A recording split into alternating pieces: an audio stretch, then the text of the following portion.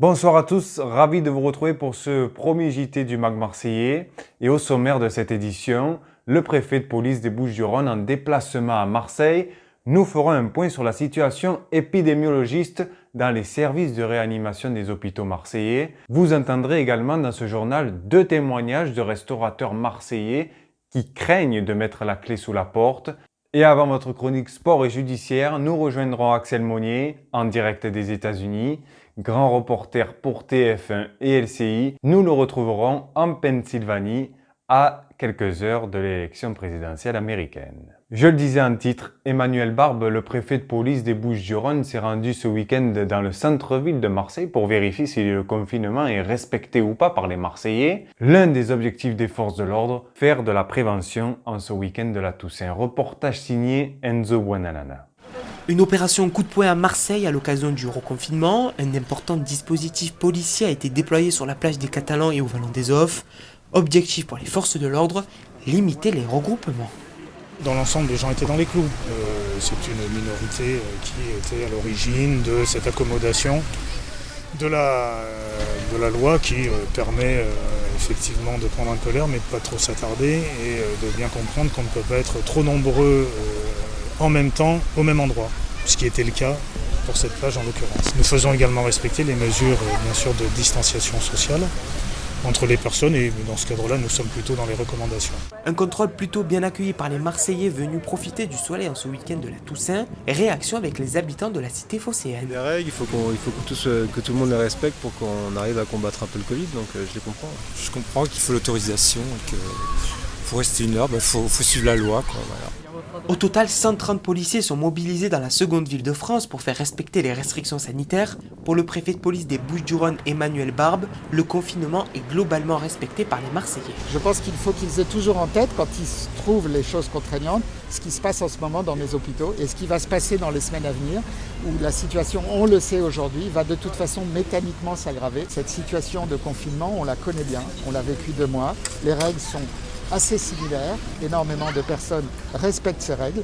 Il n'y a aucune espèce de raison qu'on soit indulgent à l'égard de ceux qui ne les respectent pas et qui sont, je le répète, une minorité.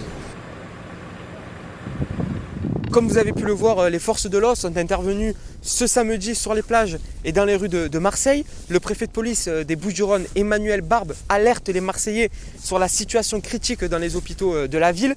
Il invite les habitants à respecter strictement ce deuxième confinement mis en place par Emmanuel Macron mercredi dernier, qui est prévu, on le rappelle, jusqu'au 1er décembre renouvelable si la situation sanitaire ne s'améliore pas. Et oui, Enzo l'a rappelé, cela fait 1 semaine qu'Emmanuel Macron a décrété ce reconfinement. Lors de son allocution, le président de la République a évoqué la situation compliquée des hôpitaux français. Même constat dans les services de réanimation marseillais. Résumé avec Enzo Buonanana. La situation est critique dans les hôpitaux marseillais. Les chiffres confirment cette analyse. Comme on peut le voir sur ce graphique publié quotidiennement par l'AP-HM, une augmentation exponentielle des entrées à l'hôpital. Aujourd'hui, on dénombre 200 nouveaux patients hospitalisés. En réanimation également, les taux se resserrent car l'AP-HM comptabilise 89 nouveaux patients en réanimation.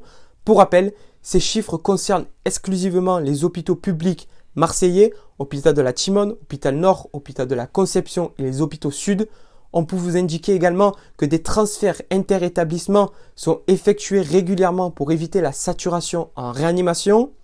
En ce qui concerne maintenant la région PACA, l'ARS, l'Agence régionale de santé, a publié son rapport quotidien et on peut vous dire que 1638 personnes sont hospitalisées, une augmentation de 233 par rapport à la veille. Et on dénombre également 373 personnes en réanimation, 23 de plus qu'hier, une nette augmentation depuis ces quelques jours. Pour conclure, Lucas, selon nos informations, certains hôpitaux marseillais seraient en rupture de stock de gants et de blouses pour le personnel hospitalier.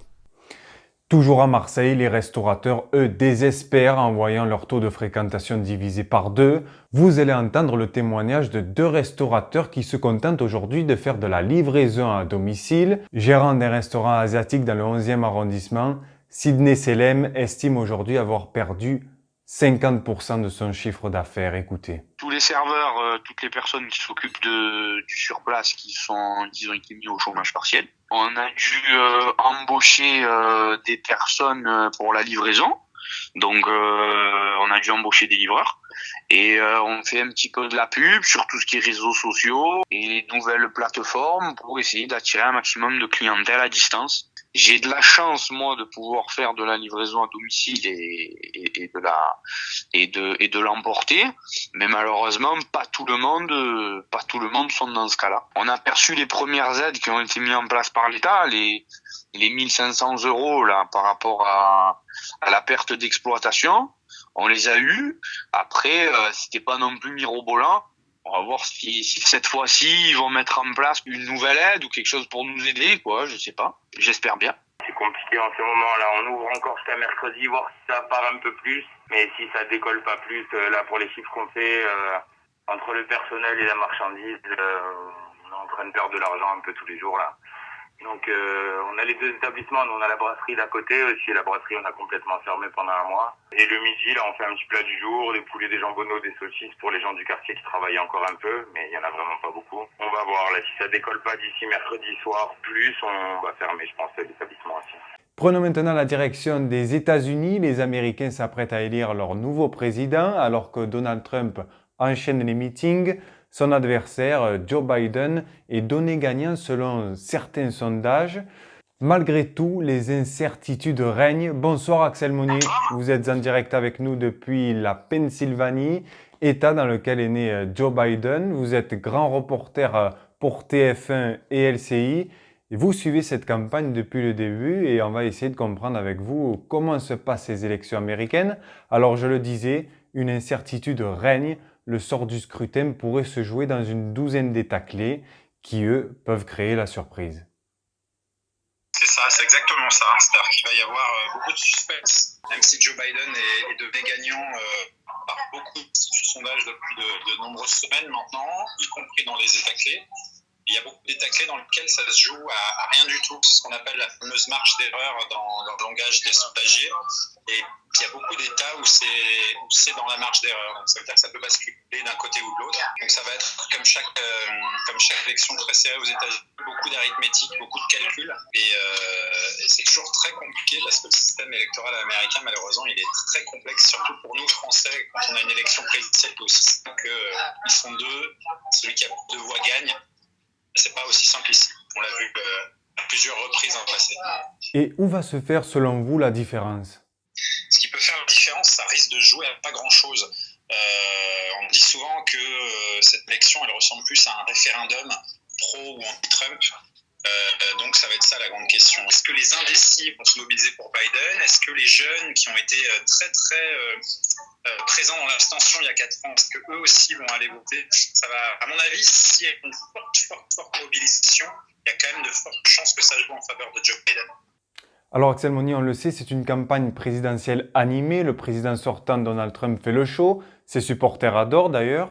Ceci étant dit, les États-Unis se préparent à de nouvelles manifestations, quel que soit le vainqueur d'ailleurs. Quelle est l'atmosphère qui règne actuellement aux États-Unis ? Alors, les manifestations, on n'y est pas encore. On est sûr que ça ait lieu. On n'est pas sûr que ça ait lieu. Il y a quand même beaucoup d'Américains qui respectent énormément la Constitution, le principe du président. Et moi, c'est vrai que je me balade depuis des semaines et des semaines au contact des électeurs et démocrates comme républicains me disent qu'ils respecteront le résultat des urnes. Maintenant, c'est vrai qu'on voit des petits événements depuis quelques jours. On voit dans le Texas un bus de Biden poursuivi par des militants pro-Trump. C'est vrai que les électeurs de Donald Trump, ils ont du mal à voir l'idée d'une défaite. Ils sont persuadés que leur champion est le meilleur président de l'histoire et qu'il n'y a aucune raison qu'il ne soit pas élu. Les résultats vont être longs à être connus peut-être si c'est serré. Donc. Alors Axel Monnier, l'élection présidentielle aura lieu cette nuit. Donald Trump peut-il croire encore à une victoire ? Oui, bien sûr. Il n'a pas perdu toute chance de l'imposer. Un institut très connu ici aux États-Unis, un site internet en tout cas qui est spécialiste de l'analyse des sondages, etc., qui s'appelle 538, lui donne 10% de chance de victoire. C'est pas beaucoup, mais c'est pas impossible. Merci Axel Monnier d'avoir accepté notre invitation, de nous avoir accordé quelques minutes en direct de la Pennsylvanie. On sait que vous êtes occupé et on vous souhaite bon courage pour la suite. Merci à vous pour l'invitation. Et ne manquez pas cette nuit l'édition spéciale en direct sur LCI avec Pascal de la Tour-du-Pin et Julien Arnaud pour suivre l'élection américaine en direct. On poursuit ce journal avec la chronique sport signée Emmanuel Vol et son coéquipier Paul-Roch Bruneton.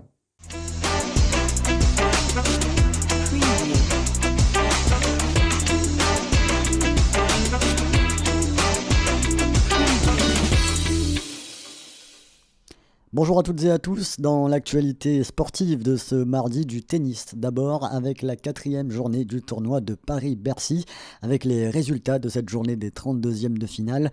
Le Suisse Stanislas Wawrinka a défait son adversaire britannique Daniel Evans en 2-7, 6-3, 7-6. Richard Gasquet, le Français, vient à l'instant de battre son adversaire américain Taylor Fritz en 3-7, 6-0.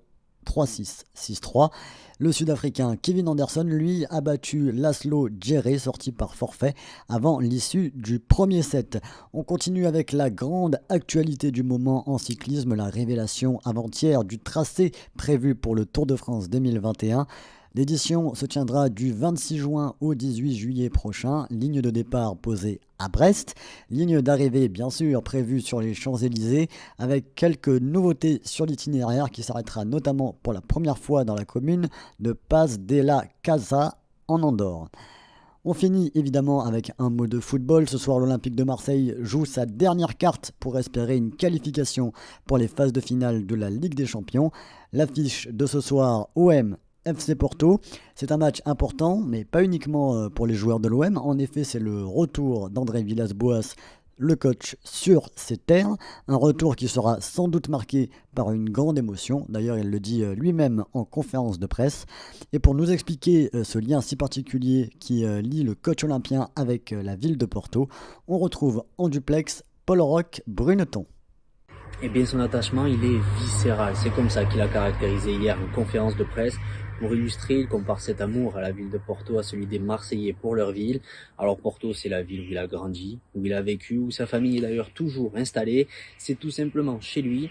Côté sport, c'est la même chose. Le FC Porto, c'est son club de cœur. Il aurait d'ailleurs préféré éviter de croiser le chemin des Portugais en Ligue des Champions.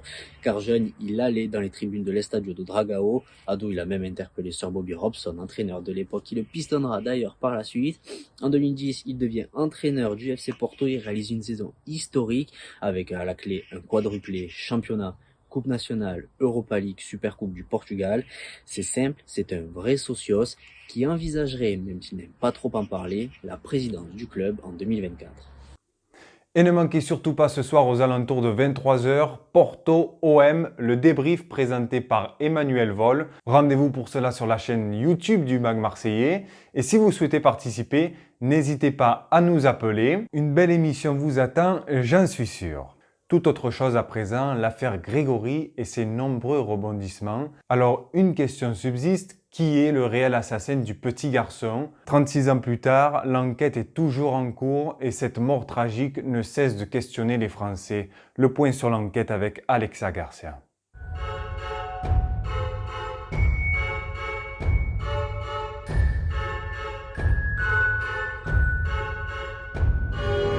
L'événement marquant de ces dernières années dans cette affaire, c'est également l'apparition d'un nouveau corbeau, un corbeau qui a pris pour cible cette fois-ci Muriel Boll. Ce corbeau est apparu après la diffusion d'un documentaire Netflix à la fin de l'année 2019. Il envoyait des dessins menaçants ainsi que des lettres de menaces à Muriel Boll. Bien évidemment, impossible de ne pas faire le parallèle entre les menaces qu'a reçues Muriel Boll et les menaces qu'ont reçues les Villemains à l'époque concernant leur fils. Muriel Boll a bien évidemment porté plainte, une enquête est toujours en cours. Contrairement au moment de la mort de leur fils, les parents Villemains, donc les parents du petit Grégory, se font de plus en plus rares dans les médias. Ils ne parlent qu'à travers leurs avocats, mais néanmoins, ils ne cessent de chercher la vérité. Ils ne cessent de vouloir savoir qui est l'assassin de leur fils et ils souhaitent réellement être impliqués dans cette affaire. Ils souhaitent que l'affaire continue à avancer. Il y a également eu un traçage ADN qui ont été faits récemment sur les lettres envoyées aux parents du petit Grégory Villemain à l'époque. Donc ils recevaient des messages menaçants d'un corbeau, comme je vous l'ai dit précédemment.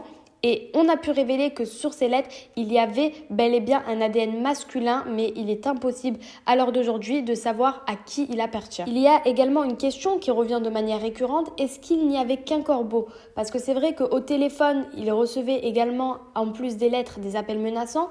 On entendait parfois une voix de femme, parfois une voix d'homme. Donc c'est vrai que cette question, elle revient très fréquemment. Est-ce qu'il y avait qu'un corbeau? Sur les lettres, il y a uniquement un ADN masculin qui a été découvert. Mais la thèse qu'il y ait un deuxième corbeau, et notamment un corbeau féminin, n'est totalement pas exclue. Il est incontestable que l'affaire du petit Grégory ne tombe pas dans l'oubli, que ce soit pour les Français qui se demandent ce qui est arrivé au petit garçon de 4 ans, mais également pour ses parents et sa famille. 36 ans après, l'enquête est toujours en cours. Voilà, c'est la fin de ce journal. Merci à tous ceux qui ont participé à la réalisation de ces sujets. Merci à vous de nous avoir suivis. Rendez-vous sur notre site internet du MAG Marseillais et la chaîne YouTube. Et nous, on se dit à la prochaine. Merci.